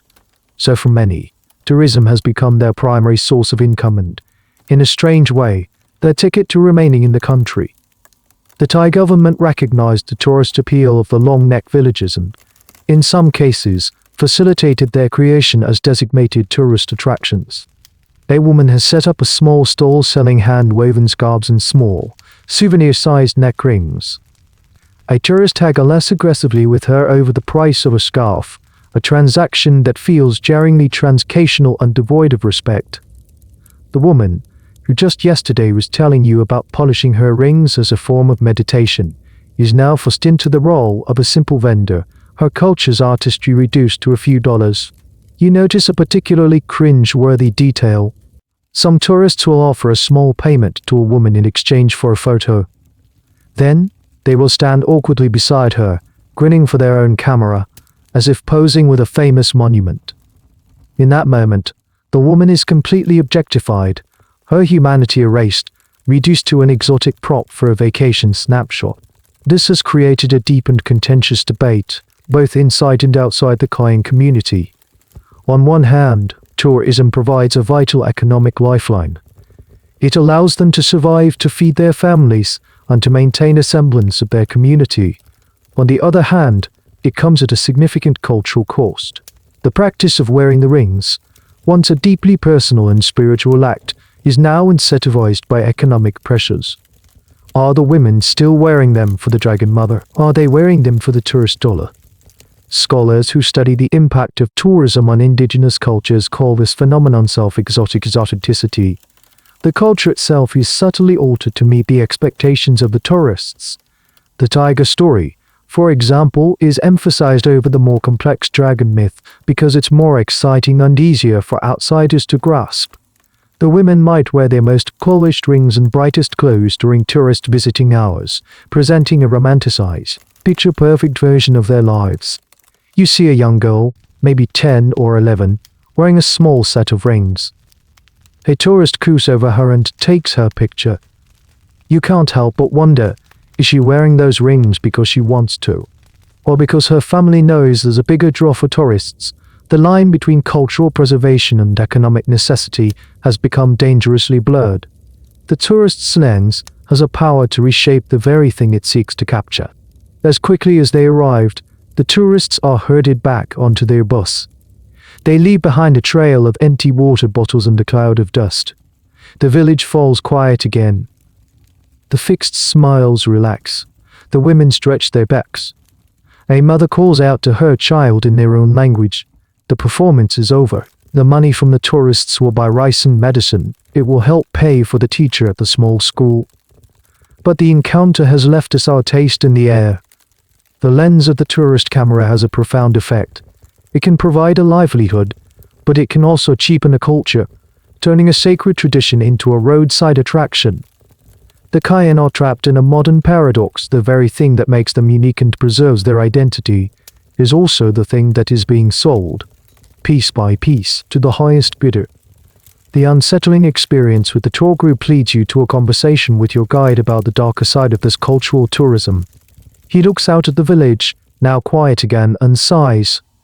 He tells you about the controversy, the ugly term that haunts these communities, the human zoo.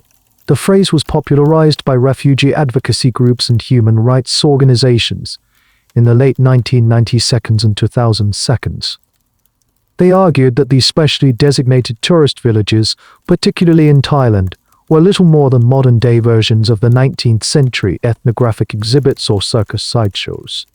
The Kayan, they claimed, were being kept in a state of picturesque poverty, their movement restricted, their lives curated for the entertainment of paying customers. The argument is a powerful one. You just witnessed a sanitized version of it. The tourists came, they stared, they took their pictures, and they left, having interacted with the women not as people, but as exhibits. The very structure of the encounter, the bus, the designated village, the transcational nature of the photos lends itself to this interpretation. Your guide explains the complexities. The Kayan in Thailand are in a precarious legal position. As refugees from Myanmar, they often lack official citizenship and the rights that come with it. They cannot legally work in most Thai industries or travel freely within the country. The tourist villages, while ethically questionable, offer a form of sanctuary. The income they generate, and their status as a tourist asset, gives the Thai authorities a reason to allow them to stay. For many Kayan, the choice is not between working in a tourist village or getting a regular job. The choice is between the human zoo and being deported back to a conflict zone. This is the grim trade-off at the heart of the controversy. Is it exploitation? Yes, in many ways it is. But is it also a survival strategy? Absolutely. This has led to a fierce debate among activists, anthropologists, and the Kayan themselves. Some Kayan leaders have spoken out against the villages, calling for greater rights and opportunities for their people to integrate into society and pursue other forms of work. Others argue that the villages, however flawed, are the only thing keeping their communities intact and their culture alive.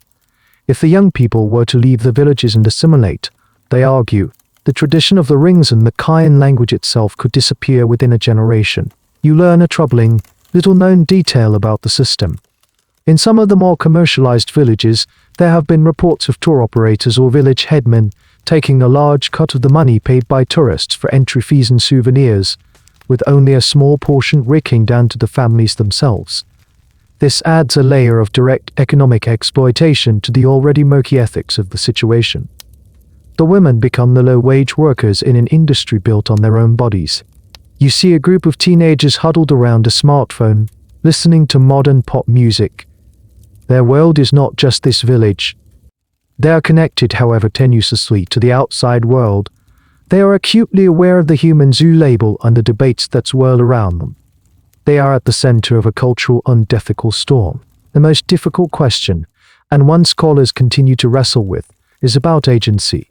How much choice do the women truly have when a young girl chooses to wear the rings? Is it a free choice, or is it one that is heavily influenced, or even coerced, by the economic reality that her rings will one day be a source of income for her family? Can a choice be truly free when the alternatives are so bleak? There is no easy answer. The term human zoo is provocative and emotional, and it doesn't capture the full picture. It doesn't account for the genuine pride that someone like Moya feels. It doesn't account for the agency the Kayan exercise within the constraints they face running their own craft stalls, managing their community spaces, and making decisions about their own families. But the term lingers because it contains a kernel of truth. It points to the profound power imbalance at play. The tourists have the freedom to come and go, to gaze and to not. The Kayan, in many cases, do not. They are bound to the village, not just by their culture, but by their legal status and their economic dependency. The gilded cage of the brass rings has, in a way, placed inside a larger, invisible cage, the tourist village itself. The story of the human zoo is a heavy one, and it makes you wonder about those who have tried to leave it behind. Do any of them ever get out, and what happens to them if they do? Your guide tells you the story of two sisters, a story that made minor headlines in international news a few years ago. Their names were Kayan and Lahwi. They had grown up in one of the Thai tourist villages, wearing the rings, posing for photos, living the life you've been witnessing. But they dreamed of something more. They were smart and ambitious, and with the help of a refugee aid program, they managed to gain asylum in New Zealand. Their departure was a huge event. It was a crack in the gilded cage. They arrived in a new country, a new culture. One of the first things they did was make the momentous decision to remove their neck rings. The process was done carefully, with medical supervision. They went through the painful physical therapy to strengthen their atrophied neck muscles. For months they wore cervical collars, a modern, plastic replacement for their traditional brass ones. Their story was hailed as one of liberation. Here were two Giraffes women who had escaped their prison and were embracing a new modern life. But their reality, as it unfolded, was far more complex. In New Zealand, they were no longer tourist attractions, but they were also no longer Kayan in the way they had always known. They had to learn a new language, find new jobs, and navigate a society that had no context for their life experiences. They felt a profound sense of cultural dislocation. In their village, their rings had given them status and a clear identity. In their new home, the faint scars on their necks were just a curiosity, a story they had to explain over and over again. This leads to a little-known psychological aspect of their journey. One of the sisters confessed in an interview that she missed the weight of the rings. It was a phantom limb sensation, but for a cultural adornment, she had carried that weight for over 20 years. Its absence felt like a loss. The familiar, grounding pressure on her shoulders was gone, and she felt untethered, both physically and culturally. It was a freedom that also felt like an amputation. The debate among sociologists and refugee advocates sparked by cases like this is intense. Is rescue always the right answer when Western aid groups help people like the sisters escape? Are they truly liberating them? Or are they transplanting them into a different kind of struggle, one of cultural isolation and identity loss? The narrative of a simple escape from bondage to freedom is a deeply appealing one, but it often ignores the immense challenges of starting over and the deep sense of belonging that is lost in the process. Then your guide tells you the most surprising part of the sisters' story. After a few years in New Zealand, one of the sisters, Kayan, decided to move back. She returned to the very same refugee village in Thailand that she had escaped from.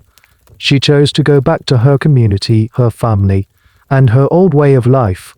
She even considered putting the rings back on. Her return was a powerful, confusing statement. It challenged the simple narrative of liberation. She had seen the outside world, she had experienced life without the rings, and she had chosen to go back. For her, the human zoo, with all its flaws, was home. The community, the shared language, the familiar rhythms of life, these were things that a life of freedom in a foreign country could not replace. Not all stories of departure end this way. Many Kayan who have resettled in other countries have built successful new lives. But the story of Kayan's return is a poignant reminder that freedom is a complex, subjective experience. The cage you can see is not always the most confining one. The invisible cages of loneliness and cultural loss can be just as powerful. You think about Maya, the proud mother. Would she be happier living a freer life in a western suburb, without her rings, but also without her community? The answer seems far from certain. The path of escape is not a straight line to happiness. It is a winding, uncertain road, uncertain road, uncertain road, and for some, it leads right back to where they started. The future of this tradition, you realize, does not lie with the elders or even with mothers like Maya. It lies with the children you see playing in the dirt and the teenagers huddled around their smartphones. It lies in the choices they will make. You strike up a conversation with a group of teenage girls who are sitting together, weaving small bracelets to sell to tourists.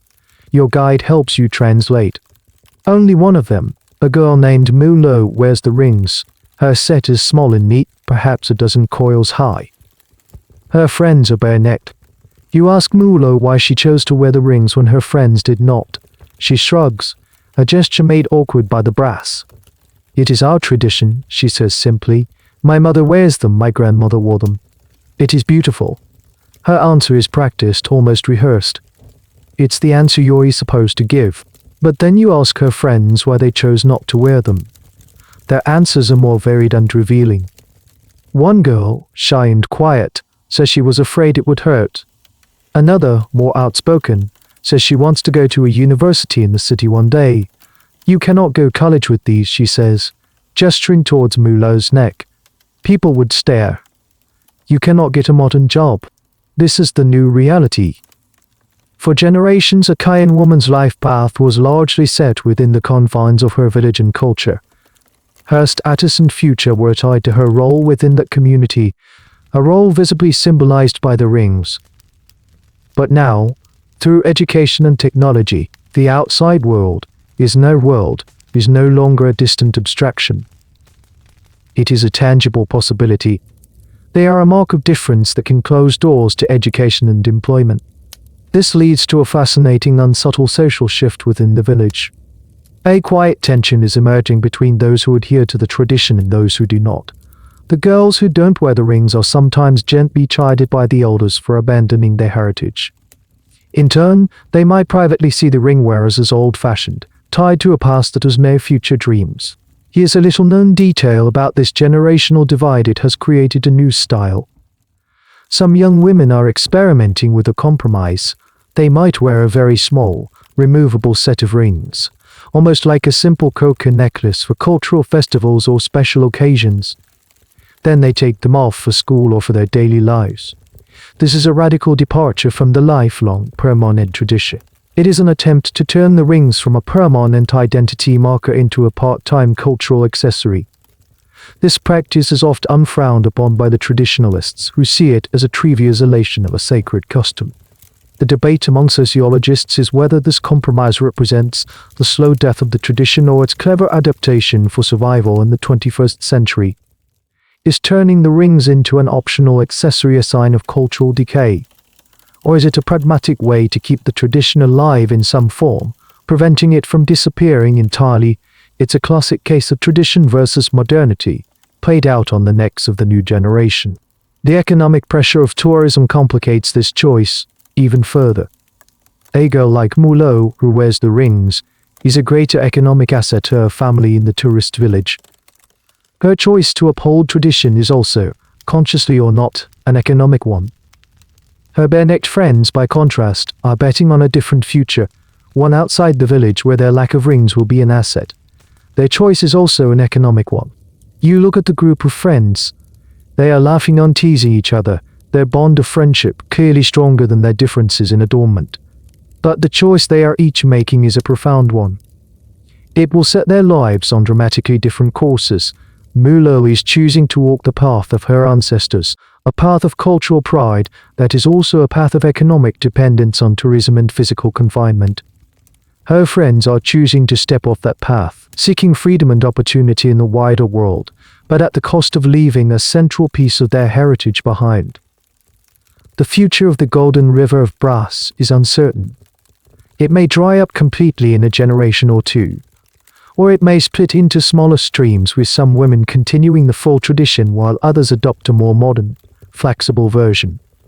The choice rests on the small shoulders of these young girls, who must navigate a world of pressures from elders, from tourists, from their own dreams that their grandmothers could never have imagined. As you spend more time in the village, your eyes, now accustomed to the neck rings, start to notice other details.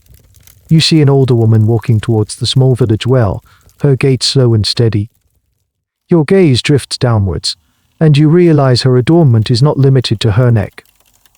Around her tights, from her knees down to her ankles, are tightly wound coils of brass, mirroring the ones she wears around her throat.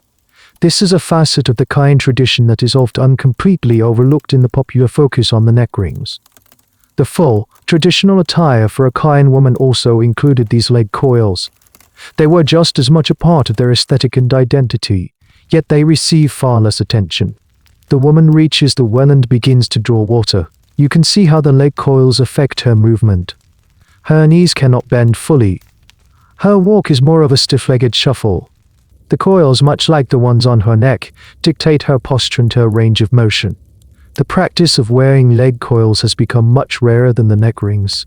You see it now mostly on the older women, the matriarchs who came of age when the full tradition was still widely practiced. Most of the younger women, even those who wear the neck rings like Mayu and Mulo, have abandoned the leg coils. They are seen as far more cumbersome and impractical for modern life. You can navigate daily tasks with a restricted neck, but restricted legs make walking, farming, or even just sitting comfortably a significant challenge. This provides a fascinating insight into how cultures shed traditions. It's often a process of pragmatic amputation. The most restrictive or inconvenient elements are the first to go. The neck rings being the most visually iconic and central to their identity and, more recently, their economy, have survived. The leg coils, being less famous and more physically limiting, have largely faded away. Here's a quirky, almost lost detail about the leg coils: they were often made of a different material. While the neck rings were typically brass, the leg coils were sometimes made of copper or even wound from knackered cotton cords. The reason for this is debated. Some historians suggest it was a matter of economics. Brass was more expensive and was reserved for the most visible and important adornment. Others propose a practical reason: copper is softer and more malleable, making it slightly easier to fit around the complex musculature of the calf. The debate over the material science of traditional Kayan adornment is a niche, but fascinating corner of anthropological study. The decline of the leg coils also tells a story about shifting beauty standards within the Kayan community itself. For the older generation, a woman adorned in the full set neck rings and leg coils was the absolute ideal of beauty and status. For the younger generation, the neck rings alone are sufficient to signify their Kayan identity. The aesthetic has been simplified, streamlined for a new era. You watch the old woman make her way back from the well, the brass on her legs catching the sun just as the rings on her neck do. She is a living link to a more complete version of this culture, a version that is slowly disappearing before your eyes. Her stiff-legged walk is a testament to her lifelong commitment to an ideal of beauty that her own granddaughters have chosen to leave behind. You realize that what you're seeing in this village is not a single, monolithic tradition, but a tradition in flux. It is actively being edited and curated by its participants. They are making conscious choices about which elements to keep and which to discard. The leg coils have been deemed too heavy a burden, both literally and figuratively, for the modern world. The neck rings, for now, remain.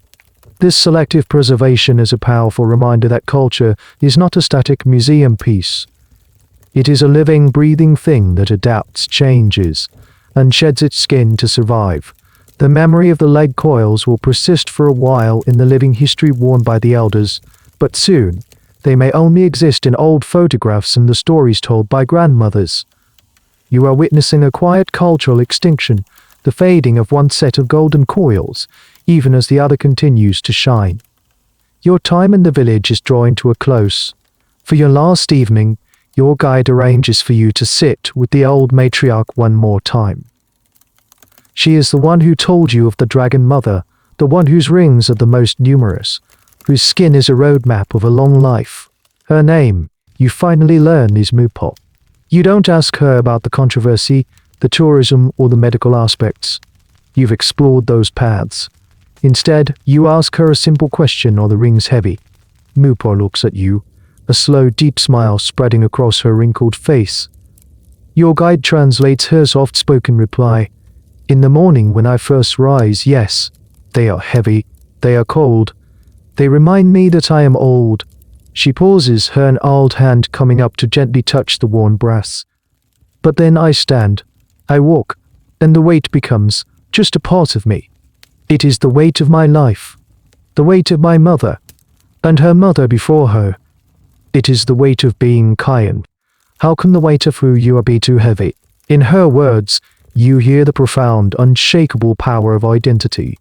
For her, the rings are not an intellectual concept to be debated. They are not a medical condition to be analyzed. They are the physical embodiment of her belonging. They connect her to her ancestors, her community, and her entire cosmology.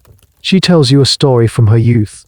She remembers the Japanese soldiers during World War II coursing through the region. She remembers the turmoil of Burma's independence and the subsequent civil wars. Through all that chaos, upheaval, and fear, the rings were a constant. Governments changed, borders shifted, but the ritual of adding a ring, of polishing the brass, of seeing her own reflection in that of the women around her that remained. The rings were an anchor in a sea of uncertainty. They were a declaration that, no matter what happened in the outside world, she knew who she was. This provides a crucial piece of historical context that has often missed: the role of the rings as a symbol of cultural resistance and continuity in the face of immense polity. While outsiders focused on the bizarre aesthetics, for the Kayan, maintaining their traditions was an act of defiance against forces that sought to erase or assimilate them. The rings were a silent, gleaming statement: we are still here, we are stiller. Then Mupo shares a delightful, little-known belief. She says that when a Kayan woman dreams, her spirit travels out of her body. The rings, she explains with a twinkle in her eye, act as a spiritual beacon. They are a shining landmark that helps her spirit find its way back home to her body before she wakes. Without the rings, she jokes, her spirit might get lost and wander off, leaving her empty in the morning. And even magical relationship the women have with their rings. They are not just a physical anchor but a spiritual one too. The debate among academics about the primary function of the rings, is it beauty, identity, or religion, seems to fall away as you listen to her. For Mupo, it's all of those things, and they are inseparable. The rings are beautiful because they represent her identity. They are a sign of her identity because they are sacred. You cannot untangle the threads. She looks at her own great-granddaughter, the little 5-year-old girl with her first new coil now sleeping soundly in her mother's lap. For her, Mupo says, her voice softening, it will be different. Her world is bigger than mine was. There is no judgment in her voice, only a quiet, sad acceptance. She knows the world is changing. She knows the weight of the rings may one day be replaced by other, different weights: the weight of education, of a new career, of a life lived in a world that does not understand the song of the Dragon Mother. But for tonight, in the warm glow of the fire, she is content. She is Mupo of the Kayan people. Her rings are not heavy, they are her. They are the purest, most tangible symbol of a life lived with purpose and pride. They are the badge of her identity, and she wears it not as a burden, but as a crown. The morning you are set to leave, you walk through the village one last time. The air is cool and misty, and the familiar, quiet rhythms have returned. A woman is feeding her chickens, another is sweeping the packed earth in front of her home.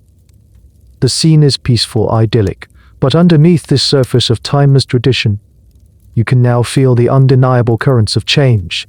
You pass the small school. A few girls who are not wearing rings are gathered outside, their school books in hand, waiting for the teacher.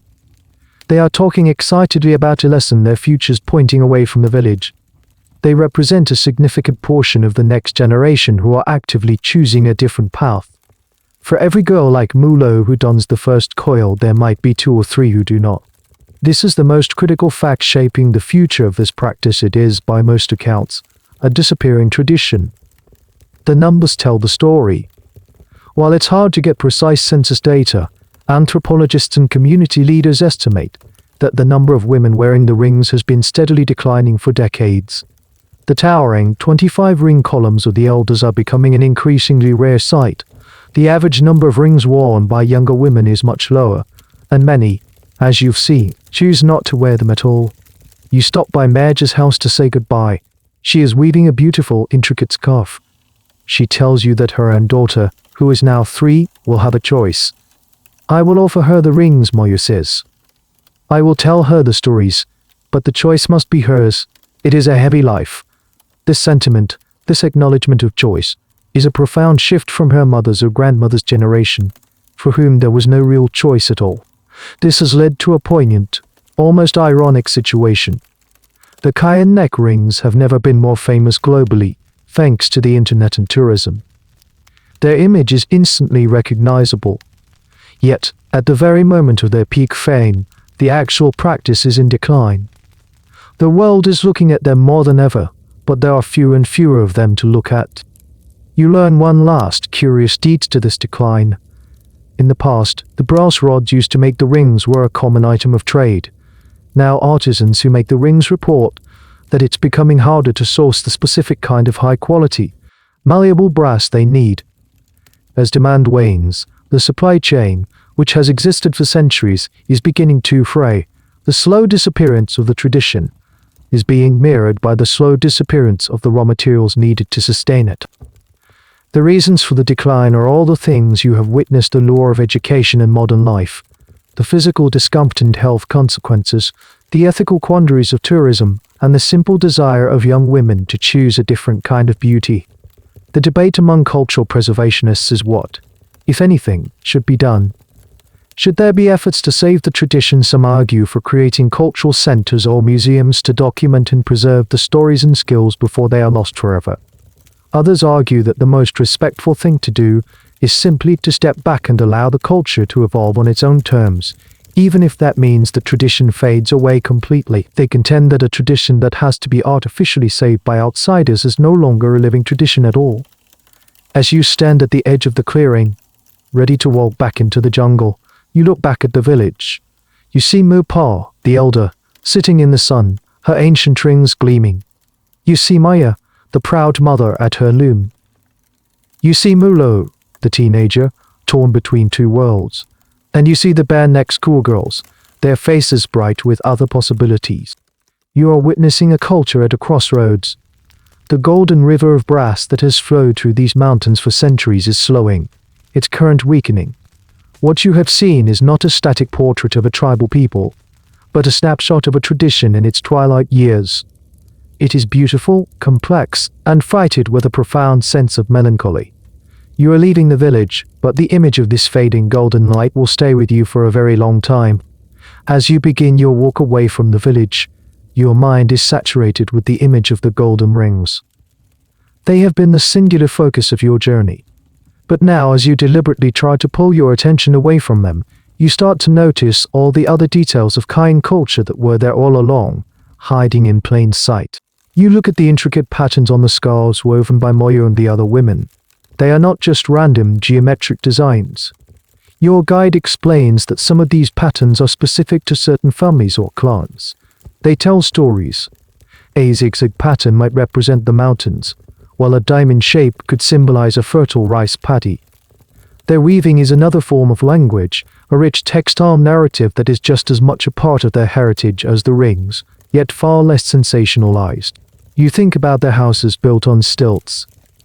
It's not just a practical design to avoid floods and animals. The space underneath is the heart of the community's social life, the de facto living room, workshop, and children's playground all in one. The architecture itself fosters a close-knit, communal way of living that is fundamental to their social structure. Then there's their belief system. You've heard of the Dragon Mother and the spiritual protection of the rings, but it goes deeper. They practice a form of animism that has been blended with elements of other faiths over time. They have a deep reverence for the natural world. Specific trees are believed to be home to powerful spirits. A bend in the river might be a sacred spot. Their lives are guided by a calendar of festivals tied to the agricultural cycle, celebrations for planting, for harvest, for the coming of the rains. These are the rituals that bind the community together. Yet they are invisible to the casual tourist who only comes to see the necks. You recall the food you shared. The simple but flavorful meals of foraged vegetables, river fish, and rice. Their cuisine is a testament to their resourcefulness and their intimate knowledge of the jungle environment. They know which leaves are medicinal, which roots are edible, and which mushrooms are safe. This deep botanical knowledge, passed down through generations, is another cornerstone of their culture that is rarely acknowledged. Here's a small, fascinating detail: their music. The Kayan have a tradition of oral poetry and song, often performed to the accompaniment of a unique, handmade instrument. It's a stringed instrument, often fashioned from bamboo, that is played with a bow. The music is mournful and hypnotic, the melodies carrying the stories of their history, their myths, and their heartbreaks. But in the tourist villages, the demand is for visual spectacle, not auditory experience. The sound of their traditional music is often drowned out by the chatter of tourists and the click of cameras. The ongoing debate in cultural studies is how to present a whole culture to the outside world, rather than just its most marketable or shocking element. When one single trait like the neck rings becomes the sole focus, it flattens a complex, three-dimensional society into a one-dimensional caricature. It's like judging an entire library by its most colorful book cover.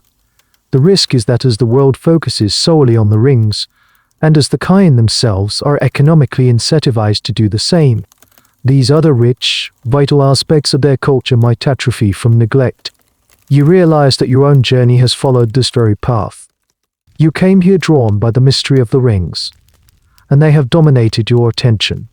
It's only now, as you are leaving, that you are making a conscious effort to see the world beyond them. The Kayan people are not their neck rings. They are a society of weavers, farmers, builders, musicians, and storytellers. They have a complex social structure, a deep spiritual relationship with their environment, and a resilient, proud history. The rings are a spectacular, powerful, and defining part of their culture, but they are not the entirety of it. To see only the rings is to miss the rich, vibrant tapestry of life that they are woven into. It's to see the golden cage, but miss the world thriving both inside and outside of it. The path away from the village is the same muddy, winding trail that brought you here, but it feels different now. Your footsteps are heavier. The air which on arrival felt thick with mystery and exoticist, now feels thick with unspoken stories and complex truths. The jungle, with its cacophony of insects and birds, seems louder now, as if rushing in to fill the space that the human sounds of the village once occupied. You reach a bend in the path and pause, turning back for one last look. From this distance, the village is small again, just a handful of thatched roofs nestled in a green clearing. You can no longer make out individual people. But if you look closely, you can still catch it a tiny, intermittent flicker of gold as someone moves in the last rays of the afternoon sun. A final, faint gleam from the river of brass. You are leaving with more questions than answers, and you understand now that this is the point. The story of the Kayan neck rings is not a simple one with a neat moral at the end. It's a tapestry of contradictions, and you've spent your time here tracing the tangled threads. You have seen the pride, the deep, unshakable sense of identity that glows in a woman's eyes as she calls the rings beautiful. And you have understood the clinical reality of the deformed clavicules and atrophied muscles that lie beneath. You have felt the weight of the brass in your own hand and the even heavier weight of a tradition that offers no easy way back. You've seen a cage that is also a crown, a prison that is also a sanctuary. You've heard the epic myth of a divine dragon mother and the pragmatic tale of tiger defenses, and you've realized that the stories a culture tells about itself are their own form of truth, regardless of historical fact. This is the central, ongoing debate for anyone who studies humanity. Where does the story end in the reality begin, and who are we, as outsiders, to draw that line for others?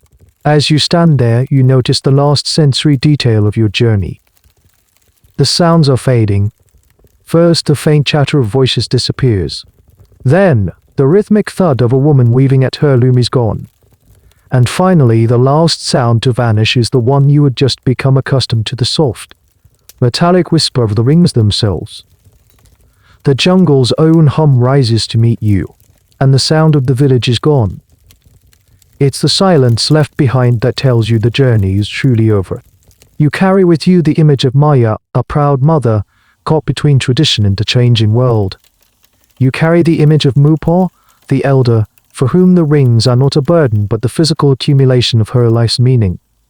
And you carry the image of the bare-necked schoolgirls, dreaming of a future their grandmothers could never have conceived. You are left with the profound, unsettling question that hangs over it all. What is beauty? What is freedom? Is freedom the absence of a 25-pound coil of brass? Or is it the security of knowing exactly who you are and where you belong? The Kayan women are navigating this question every day, not as a theoretical debate, but as a lived reality. You turn away from the view for the last time and continue down the path. The village, with its golden light and its heavy truths, is behind you now. The weight you feel is no longer the imagined weight of the brass, but the weight of the story you now carry. A story of beauty and burden, of resilience and loss, shimmering in the twilight of the mountains. The story is over now. The path has led you out of the jungle, and the sounds of the village have faded into a soft, distant echo. The glint of brass has dissolved into the darkness behind your closed eyelids. All the questions, the contradictions, the weight of the culture you just visited, you can set it all down now. Let it rest. Feel the weight of your own body, a gentle, comfortable pressure sinking into your bed. There are no coils here, only the soft support of your pillow. The air in your room is still and quiet, perhaps stirred only by the gentle hum of a fan, a sound that can carry you away from the humid jungle and into the peaceful landscape of your own rest. The images of the day can begin to soften at the edges. The faces of the women, the gleam of the metal, the green of the trees, let them all blend together, losing their sharp focus, becoming a watercolor painting in your mind. The stories and the debates can rift away like smoke from a dying fire, leaving behind only a faint, lingering warmth. There is nothing left to analyze, nothing left to figure out. There is only the quiet invitation of sleep. Allow your thoughts to become like leaves floating on a slow, dark river, drifting gently downstream, further and further away, until they are out of sight. You are entering a quiet space now, a place of peace, where the only thing required of you is to breathe. In doubt, each breath is a soft wave, washing away the day, carrying you closer to the shores of your dreams. Let the echoes of the brass fade into the soft hum of your own quiet room, and just rest. The end of the article. Good night.